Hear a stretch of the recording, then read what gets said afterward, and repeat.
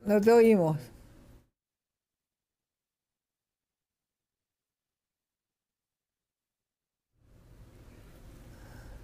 Tocar tu oreja. Ricardo, no se te escucha. ¿Ahora se escucha? Ahora Sí, sí. Ah, bueno, muchas gracias.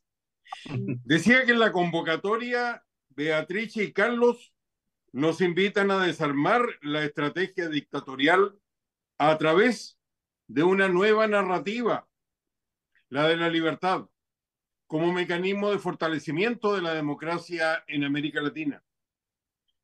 Al respecto, no hay duda que el Foro de Sao Paulo ha sido exitoso.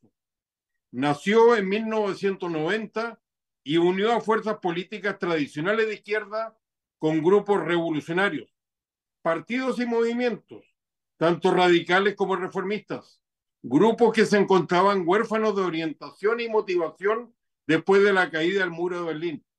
Días en que solo el Partido Comunista Cubano gozaba del poder y después se agregarán Hugo Chávez y con posterioridad varios de los grupos mencionados y que se unieron llegan al poder en distintos países. La alianza entre Lula, Chávez y Castro puso apoyo económico e ideológico y de partida logró contribuir a la supervivencia de la dictadura cubana. Se inaugura un periodo de aumento de las dictaduras y de retroceso de la democracia en la región, a lo que colabora el desinterés de Estados Unidos. 2 décadas después, cualquier balance nos muestra ese éxito articulando un discurso unificador para fuerzas políticas caracterizadas por el deseo de desestabilización de la democracia, lo que antes hicieran las guerrillas, como también un discurso en contra de Estados Unidos en la forma de antiimperialismo, también antiliberal y contrarios a las políticas de mercado. Su gran descubrimiento fue la captura de los gobiernos a través de una sola victoria electoral que después se transforma en poder total con la modificación de la constitución que le garantiza la permanencia en el poder. Es decir, la conquista desde el interior para lograr una dictadura que ha terminado aliada con el crimen organizado. En lo electoral, este nuevo clima impone un escenario donde predomina la emoción sobre la razón y el relato sobre los hechos, por lo que desde hace un tiempo se hace necesario un nuevo discurso para confrontarlo. Hoy se nos sugiere el de la libertad para derrotar a los muchos adversarios de la democracia en la región, los que entre otros incluyen al catrochavismo, al wokismo progresista y al kirchnerismo en un escenario caracterizado por el retroceso del centro político, incluyendo a la socialdemocracia y al socialcristianismo. El último año trajo información optimista en algunos resultados electorales, como el argentino, o de referéndum constitucionales, por ejemplo en Chile. La pregunta es qué hacer.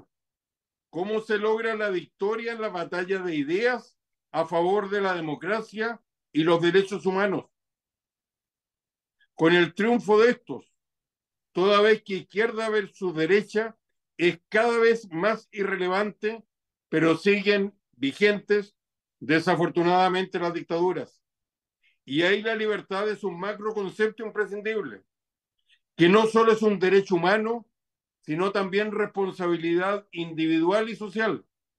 Por cierto, tiene un límite que es importantísimo para la vida en sociedad, toda vez que la libertad de una persona no puede violentar los derechos de los otros. Isaiah Berlin nos ha hablado de los dos conceptos de libertad, tanto la positiva como la libertad negativa.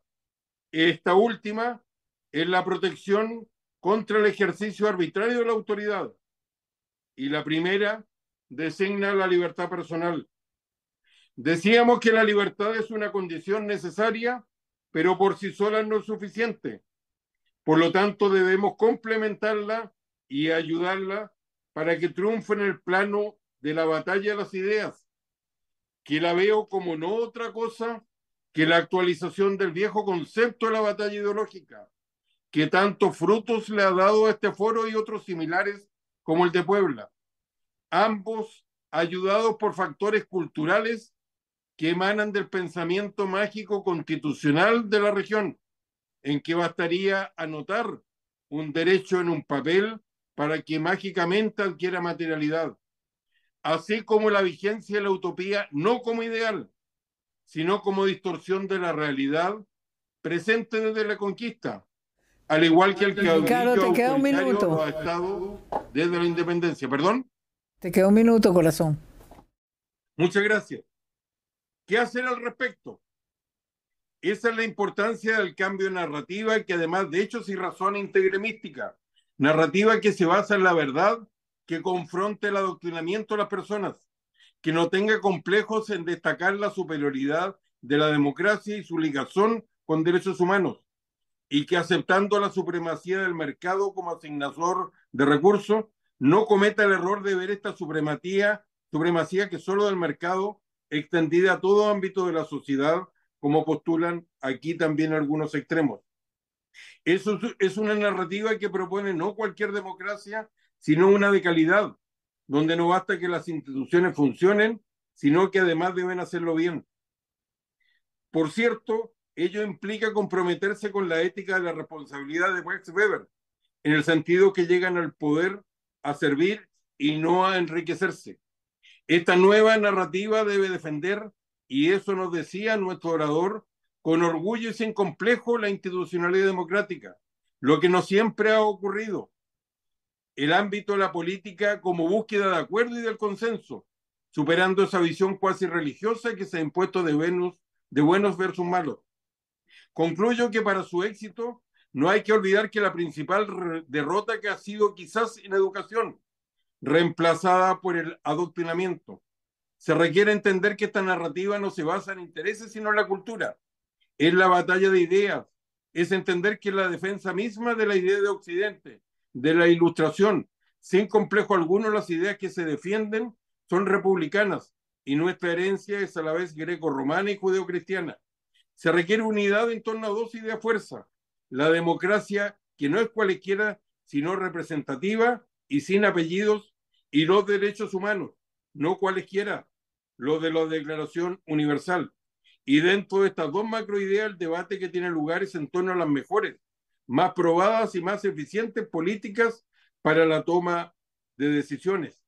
La democracia también como método, con normas de conducta para llegar al poder y ejercerlo, por lo que no debe haber aceptación alguna de quienes quieran destruir al sistema desde adentro, como tampoco se puede tener un pie en la legalidad y otro en la violencia. Esta narrativa de la libertad debe decirle no al chantaje político, como también al doble estándar. Muchísimas gracias por la invitación y felicitaciones a Beatrice por la idea. Muchísimas